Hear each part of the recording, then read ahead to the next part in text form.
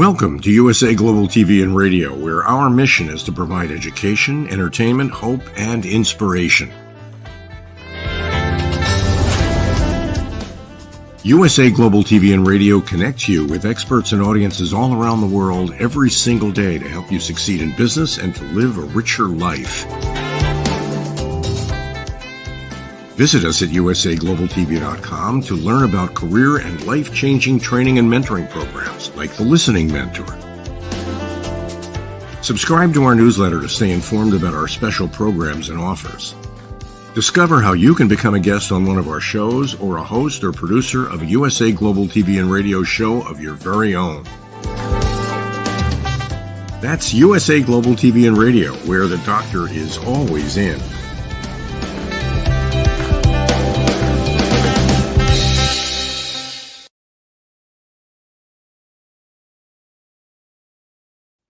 Welcome back home. This is USA Global TV and Radio. We are so grateful for each and every one of you who is joining us on our mission to grow our channels to 100,000 subscribers. I'm Dr. Jacalyn Kerbeck. I'm the President, Founder, and Chief Listening Officer here at USA Global TV and Radio.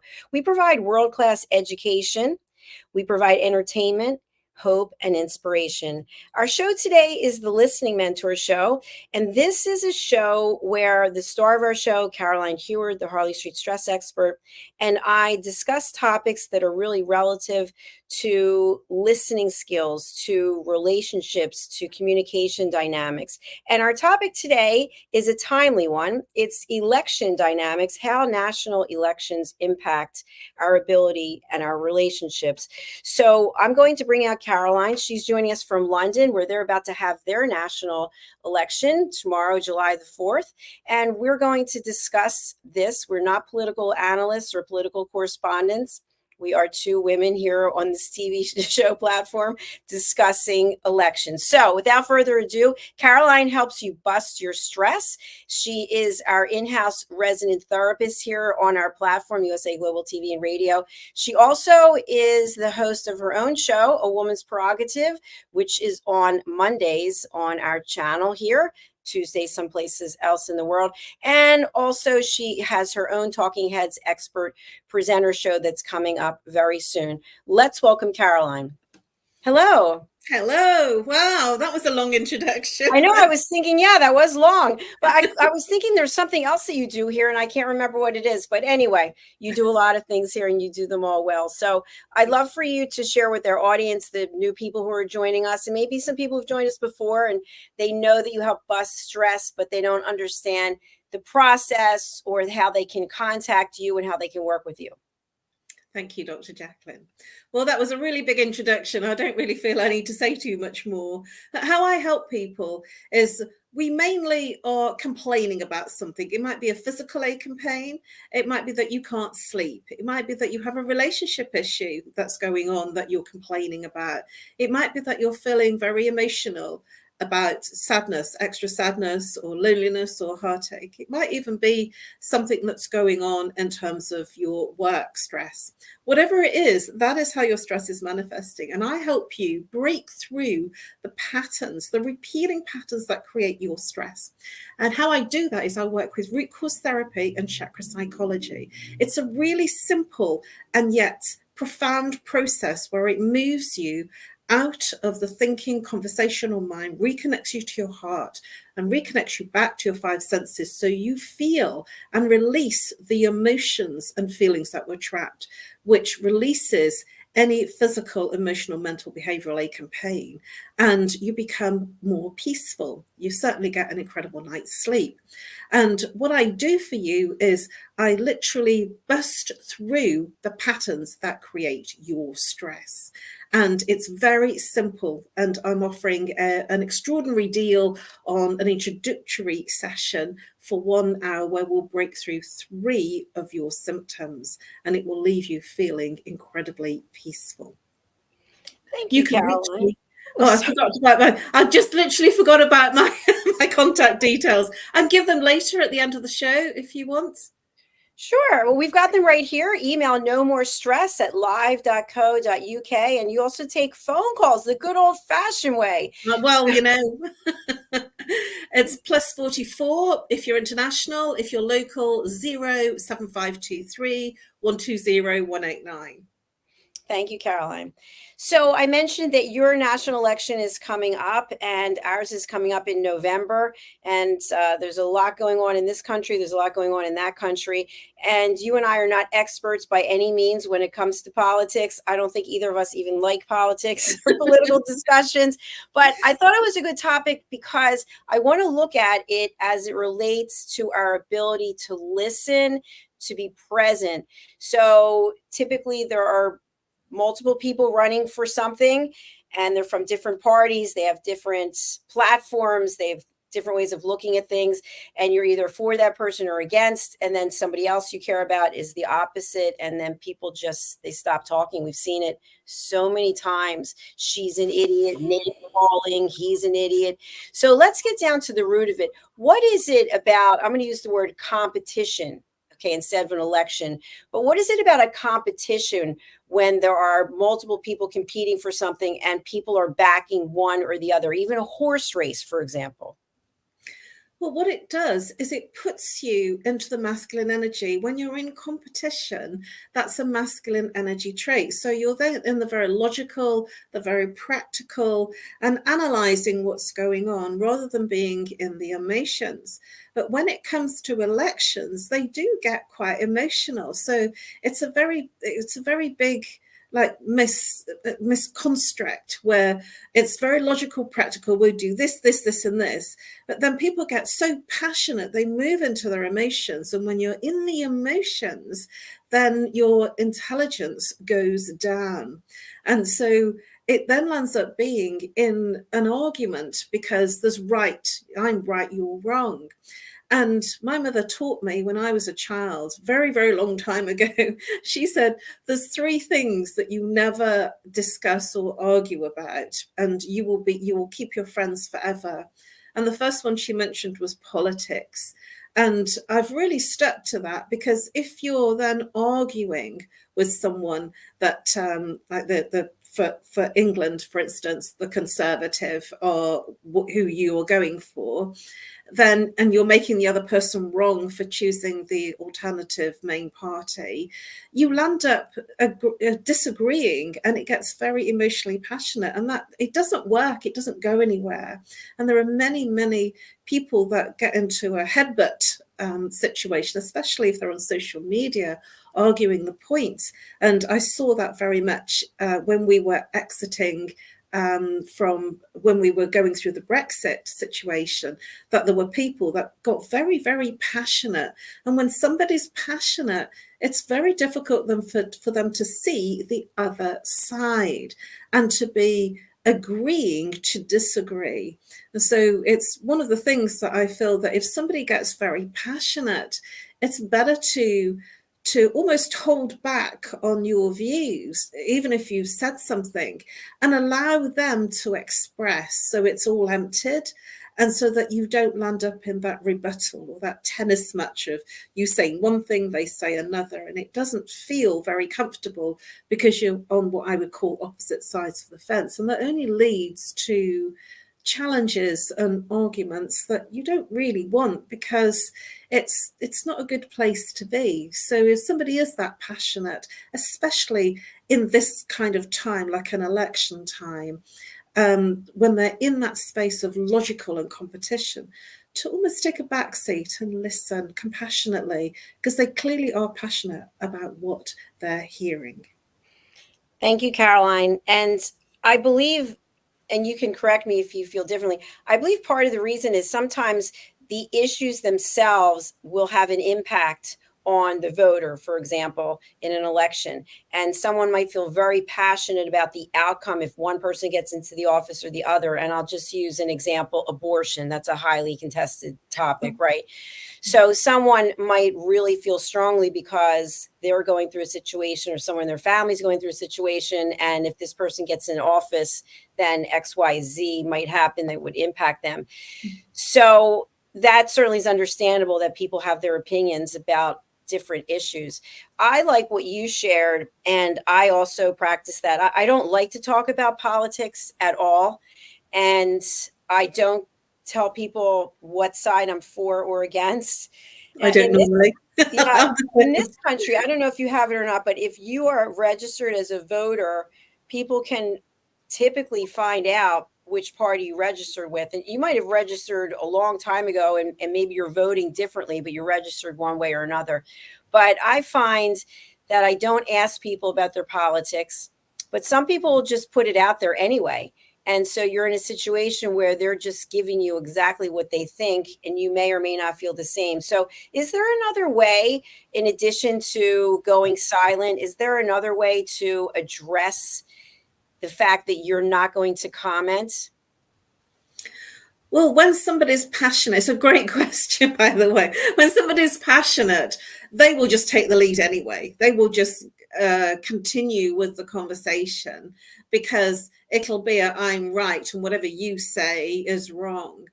And so that being silent is actually being actively in listening and not wishing to get into that debate where you disagree.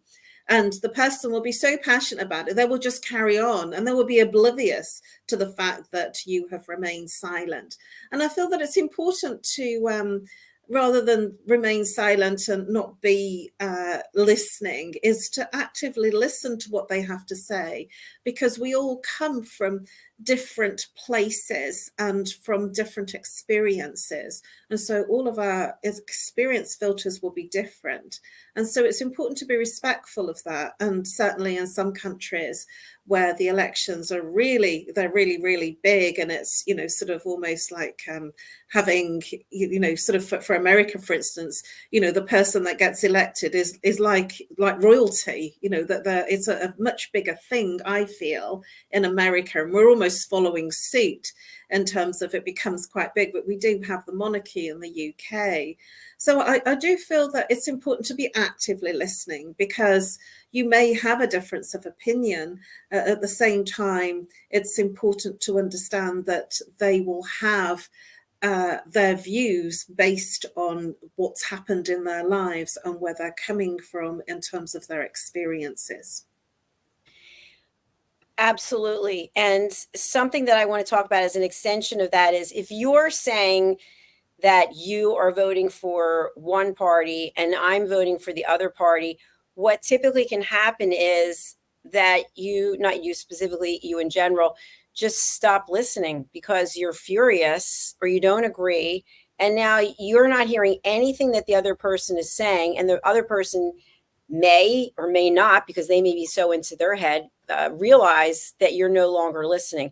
But this definitely puts a divide between people. And then I've even heard people label other people, oh, she's a liberal, oh, she's a conservative, whatever it is. And it's kind of like, no, it's actually a person, it's a human being who feels one way or another. So our goal is to teach people how to listen at an elevated level. So what would you like to share with our audience? It doesn't matter if it's an election. It doesn't matter what the situation is. There are many triggers that people just shut down and they don't listen. What I would suggest is to be open, because you don't know what they're going to share. And sometimes they might have a different perspective that you hadn't seen or hadn't thought about. And so I'm one of those people that are naturally curious. I'm constantly in some kind of education. And so my personality is naturally curious and learning. And so I'm always open, and some people aren't. And so it's important for me to say that to be open is a good quality to have, because when you're open, you might hear something or hear a perspective that you hadn't thought about, and taking away from sort of something that's very one way or another, like politics. It could be that somebody suggests something to you that you just hadn't even comprehended or thought about. For instance, I'm just going to give a really wayward example here, that I'd never ever contemplated ever wearing wigs. I've always like sort of mastered and done lots of things with my hair, and spent a lot of money. And yet I've met with other people where I've been staying over at conferences, and I found that they had a really different hairstyle. And I made comments saying, "Oh, your hair looks wonderful. It looked amazing yesterday. How do you do that?" And they shared with me that they were wearing wigs. And I thought, oh gosh, I'd never even thought about it. And it was something that if you hadn't thought about and it comes into your space, it might be something that you can consider. And for me, I've always, my pride and joy is my hair. And so I've never kind of considered it. And at the same time, it gave me a perspective. And I know a lot of people that wear different wigs. Now, this is like sort of a flippant example, but it gives you some perspective of seeing that there is, in listening and in being open to listen, actively listen to what they're saying and what they're demonstrating, that it's possible to gain a new perspective and maybe something that you could do differently that will enhance your life. That's such a fun topic. Thank you for bringing that up. I love wigs also. I've got 3 wigs right here that I got during the pandemic and I haven't worn. But yeah, that was a great story. Thank you for that share. Well, it's true. I'll share everything from my heart because it was just so enlightening to me. I thought, wigs, I've never thought about wearing a wig. But a lot of people, I'm amazed how many people do. And it was the fact that their hair was just so pristine. I thought, how'd you do that? How'd you get it like that? Yeah, you know what, Caroline? I have to teach a course tonight, and I might just put on a wig, girl. That's what I might do. Thanks for bringing that up. So when we're on opposite sides of something, wearing a wig, not wearing a wig, for example, it doesn't matter what the issue is. I taught a class recently, and these people were suffering. They were in pain. I mean, they're in relationships that are not working. And in every case, they felt like they were right. It was so important to be right. And that doesn't help a relationship, right or wrong. What are the terms that we should reframe our relationship? Is it happy versus unhappy as opposed to right and wrong? Well, gosh, you really are bringing them on tonight.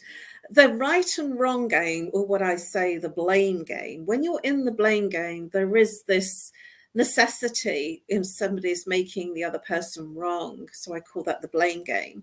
Essentially, they're trying to win. It's a competition. And when you're not in competition or trying to win, you end up being more peaceful. And it's actually a very masculine trait to have to win. You win, I win, you lose, or you win, I lose. When you're in the win-lose situation, nobody really wins, and it doesn't leave you feeling wonderful, especially in a relationship. So compromise is what I would suggest, is to actively listen to what the other person wants, for you to then have the space to share what you want, and then to come to some agreement in the middle of what works for both parties. And when I was married, it's a long time ago now, there was some things that my then husband liked to do. He liked boats and being on a farm with his friends. And one New Year, we actually chugged along on this canal boat all the way from a long way away on the canal and to go into Little Venice, which is like it's all sort of canal. It's very pretty. On New Year's Eve, on the 31st of December, it was very cold. It was absolutely perishing, freezing cold, and we're hacking ice.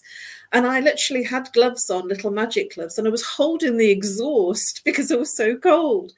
And I remember saying to my then husband, I'm not doing this again. If you want to do this, that's okay. But what I did was I compromised. I didn't say no. I said, yeah, let's have a go. That sounds like fun. And when I realized how cold it was, and then I couldn't get warm, and I was literally hugging the chimney that came out of the where the engine was, holding the exhaust essentially. I just thought, well, this wasn't my idea of fun on a new year. But in compromising to look at it, to have a go, because I thought it sounded all very fairy tale and all very sweet. And the reality was, it wasn't. And all we had, instead of having a lavish meal at the end of it, all I wanted was hot soup because I was so cold and, sort of a hot toddy. So it wasn't the way that I wanted to celebrate New Year. And so I didn't do it again. But what I did do before I did it was compromise and say, yeah, let's spend some time with your friends and let's do that. So compromise is what I would suggest. My understanding from people who've been married for a long time is that there's a lot of compromise, but compromise isn't a word that everyone likes to embrace. Do you think it has anything to do with ego? Yes, it does. Because when you're in your ego, you're in an identity that needs to win. It's a blame game. It's a shame thing. And when you're in the ego, then there is right and wrong, blame and shame. And there is this identity that has to be seen to be doing well. And like sort of what I would call the one-upmanship. But when you're in a space where you're open to look at possibility, you're not then saying you're right and the other person's wrong. Essentially what you're then being open to is saying, well, that's not something that I like doing. So why don't you do that? And I'll do something else and we'll share the experiences together. And I think that makes a very healthy relationship, because you can't be doing all of the things together all of the time because it'll make you very boring. And so if you compromise and suggest that, you let the one partner do what they love and you do what you love, and when you come together, you're sharing that experience and it gives you more spark and more to share instead of doing everything together. And it also makes it much more, much more harmonious, because if you compromise to the point that you're doing something that you really don't enjoy doing, or you completely dislike with utter disdain, then it's not fun. So it's important to compromise to a point and then say, hey, that's your thing, this is my thing, and let's sort of do our thing, and then share that in terms of sharing the experience together of what happened. So that's your conversation.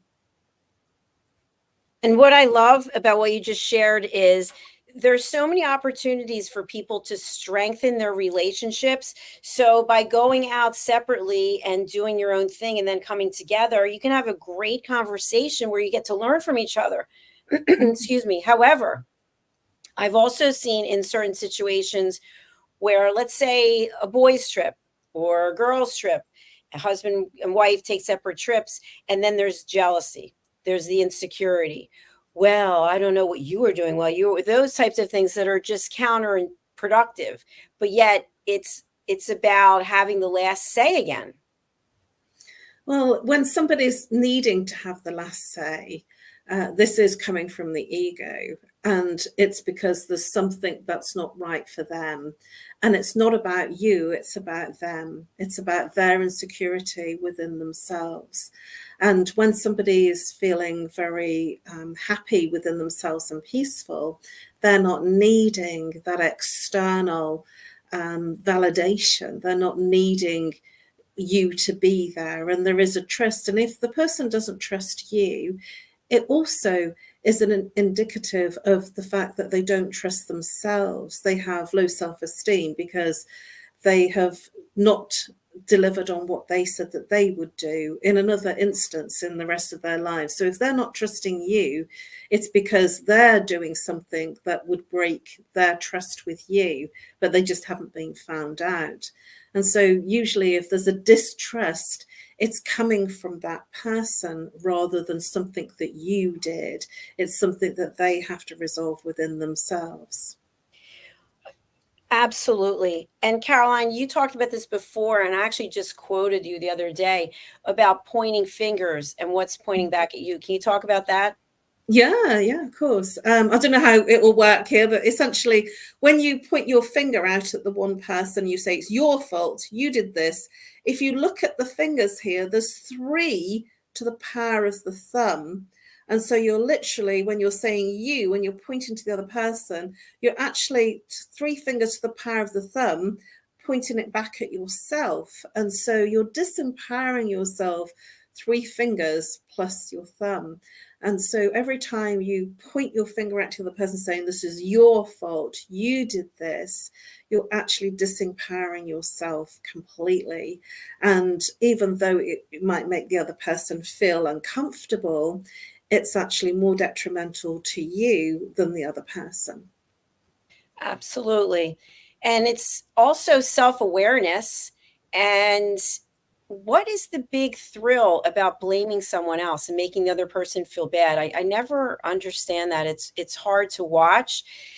And we're talking again about elections, and elections bring out a lot of anger. You could see another side of a person that you didn't even know was there.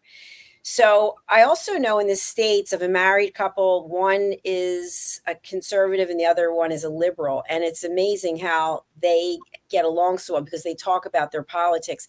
And the reason I bring it up is you could be in a relationship with someone who feels completely different than you do.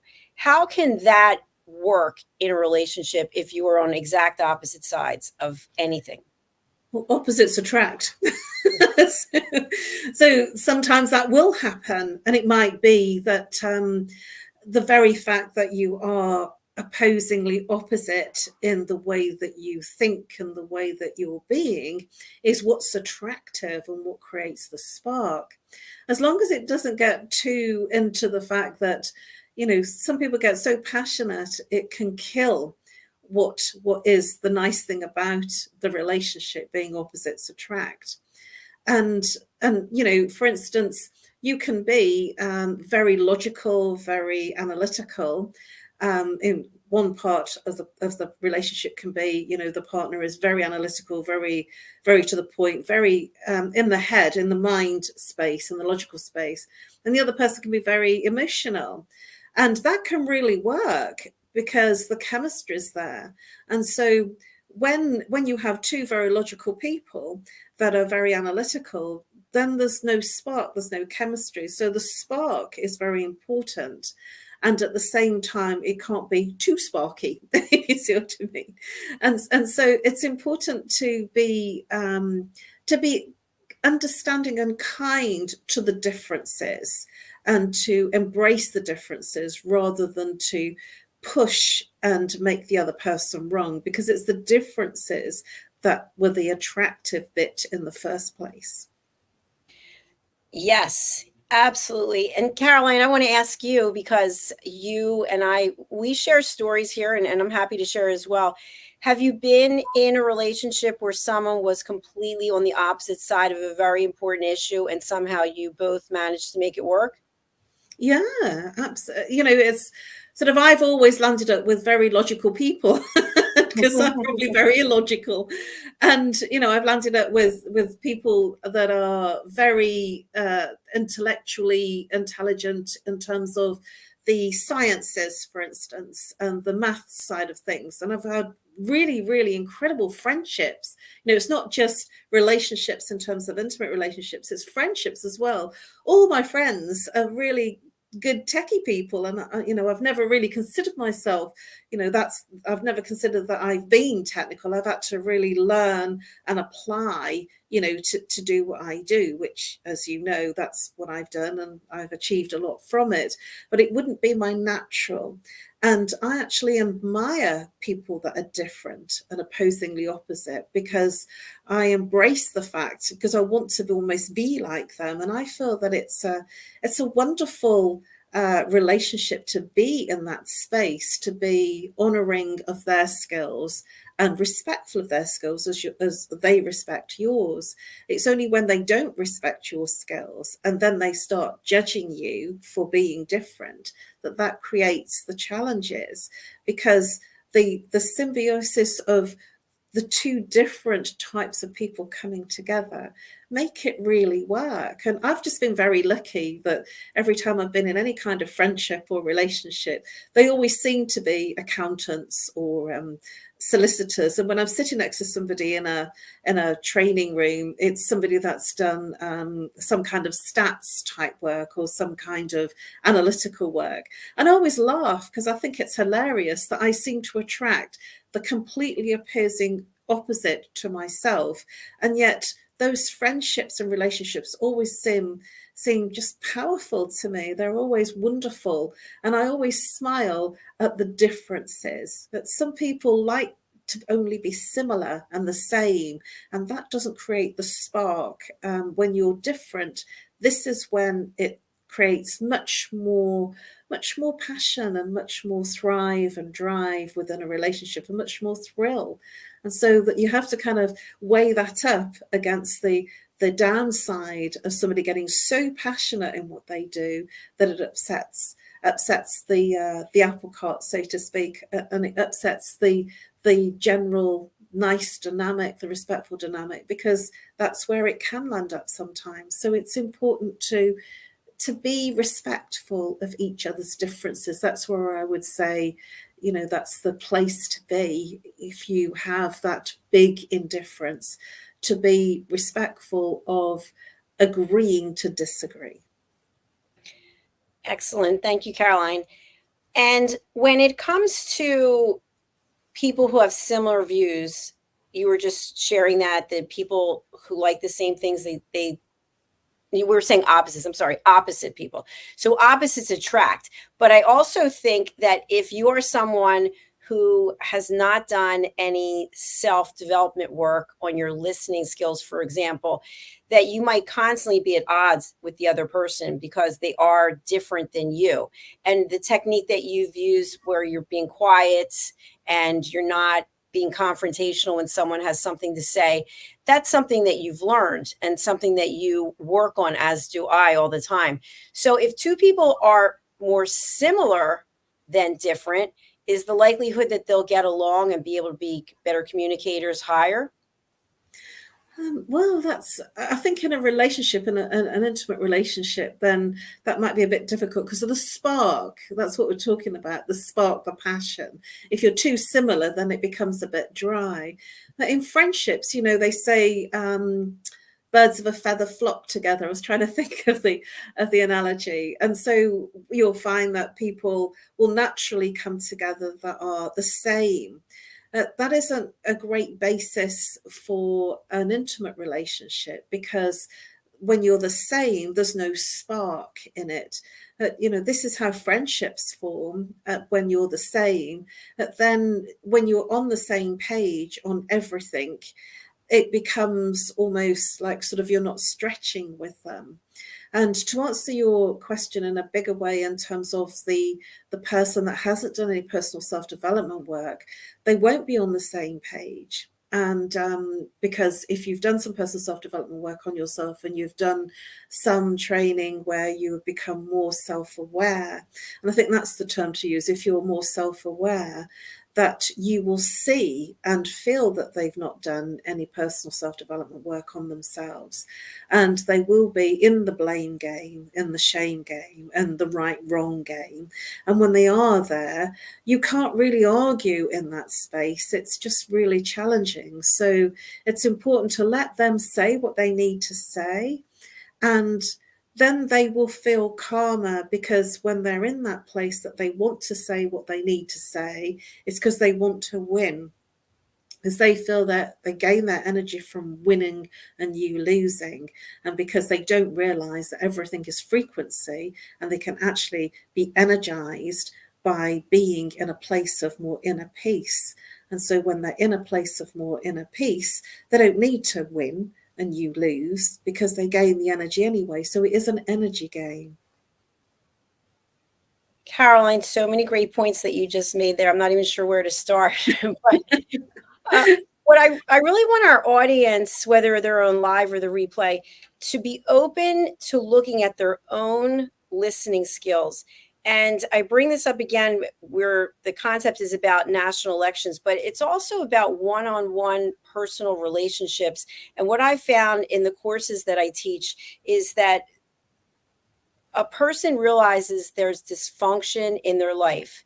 They've been able to pinpoint it to a specific relationship that's no longer bringing them joy, but they truly feel that they're doing everything correctly. And as soon as they start sharing a basic scenario of what goes on, I'm just listening as a coach, and they don't think they have any accountability in the relationship. They think it's always the other person's fault. And we talked about that, but I'd really like to close out with some powerful suggestions on how people can take a look at themselves. Start with you yourself, and then realize you can't change anyone. You can only change yourself. That's such a powerful ending. It's called transference.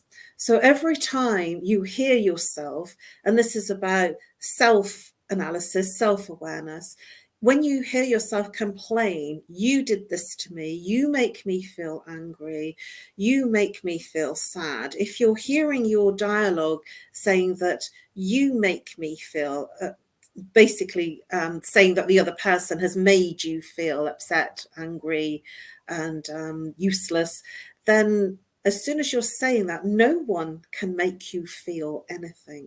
You make you feel. And when you absolve your responsibility by giving it to someone else, you actually disempower yourself. This is the pointing the finger again, pointing the finger at somebody else saying, you did this, you make me feel. And when you're hearing yourself saying that, almost stop, reflect, and look inside deeply as to where you feel sad, where you feel angry, because everything in life is a trigger. And there might be something that the other person did that created a trigger. And it's not that they did something to you personally, they're triggers, and they bring up an experience from your past, a same feeling, a same experience, a same emotion that is familiar, that you recognize. And it's that comes up, not that they made you feel anything. It's the trigger of whatever of the situation. It could be a piece of music, it could be a meal, it could be a place, something really out of context. And sometimes people say things like, this place makes me feel really creepy, I feel really sad here. And it's because it's bringing up, it's triggering something internally, because everything is a mirror. You are everything, and everything is you. And so when you realize that if you're feeling angry, there's something you need to look at internally that's causing you to feel angry, because the other person may have their anger, but when it meets your anger, your frequency is the same, and that's how it affects you. So each time that you hear yourself say, you make me feel, remember, no one can make you feel anything. You yourself make you feel angry, sad, bitter, frustrated. And then that gives you all of the control and all of the responsibility to change how you feel. It's so empowering, isn't it, to be able to have a say in our own behavior and how we're showing up for ourselves as well as other people. Very much so. I mean, it took me a long time to learn this stuff, and it's not easy, because it's natural to say, hey, you did this to me, I'm not happy with that. But it's what happens, how you take it on, that is the difference in terms of being able to handle. If I'm feeling sad, for instance, and I'll give you a really good example, when there's like a bereavement, when I lost my dad, and that was a long time ago, it was in 2000. And then on the anniversaries, even though it was 24 years ago, I feel emotional. And it's really quite interesting when I meet somebody, especially on those anniversaries, and I feel emotional. And it's not that I'm with it all the time. It's just the reminders, the time, the triggers, the times, the anniversaries, the birthdays. It's the reminders. And then I will probably meet somebody that's also just had a bereavement, and they'll be in a conversation. It's because everything is frequency, everything is energy. We're in the same vibration. And if I'm feeling sad because it's an anniversary, and it's my father's anniversary of his birthday coming up very soon, in a few days, I know that when I write my post, I literally am crying through it. And it's my, and I'm thinking, what's the matter with me? This is 24 years ago. But it just shows I have feelings, and it shows that I'm not dead, and it's okay. I'm not in that space all the time. But, when you're in this space of anniversaries, like the first anniversary, if you're not feeling the emotions, then, it will be difficult for you to really, truly move on. And so what will happen is you'll be feeling a sadness, like I'm feeling a sadness, and then somebody else will feel a sadness, and our energies will meet, and we'll talk about a sadness. And that's how it works. We're on a vibration together, and then that might disappear. The next day I might be feeling something else. I'm feeling high gratitude for my life, and then somebody will come into my space that is in high gratitude. So whenever somebody's angry, just look inside, see what you're angry about. And if you're not being affected, then it's their anger, and you won't feel anything. And if you need help, you can reach out to Caroline. Caroline, what's the best way for people to get in touch with you, and who would you like to contact you? Thank you, Dr. Jacalyn.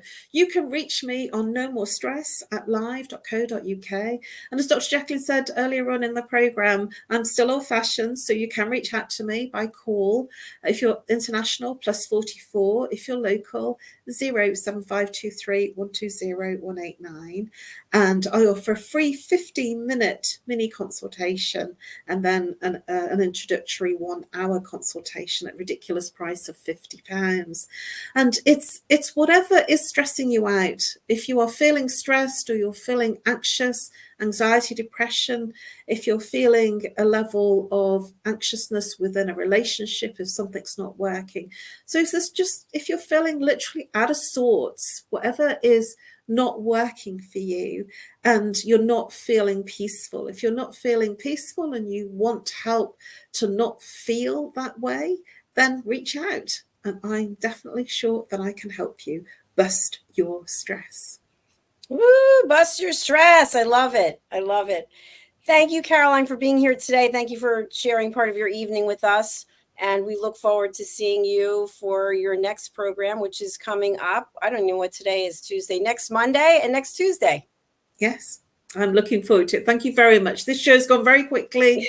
And I feel it's important to say, because we don't always say, this show is not rehearsed. There's no script. I've got no idea what our wonderful Dr. Jacalyn is going to ask me. This is completely off the cuff. I've got no notes. I've just got the subject, and I never know where it's going to go. So what you're getting is live, literally live, off the cuff response, question and response. So, it's important to say that, because we don't script. We don't have a clue where we're going to go with our shows. I don't know what I'm going to ask. I have no idea. In fact, on one of the other shows I did today, before the show began, the person said, well, what are you going to ask me? What's the first question? I said, I have no idea. I really don't know. It depends on, or I don't know. I don't know where they come from, but it's been a fabulous episode. And I thank you for your authenticity and for sharing your expertise here with us. Thank you. Always a pleasure. Bye for now. Happy wigging. Okay. All right, everyone. Thank you so much. I just want to share with you a new update. We are on a mission to get to 100,000 subscribers by September the 15th. And as of today, we have picked up 435 subscribers, which I did this slide about an hour ago, and it's already gone up from there. So thank you, thank you, thank you. We actually have 2 YouTube channels. We'll be promoting the other one. I just want to focus on one at a time to get to the 100,000. But if you can go over to our YouTube channel, USA Global TV, and subscribe, we would really appreciate it. All right, that's all for now. We'll look forward to seeing you again for our next program. Take good care, and we'll see you back here soon. Bye.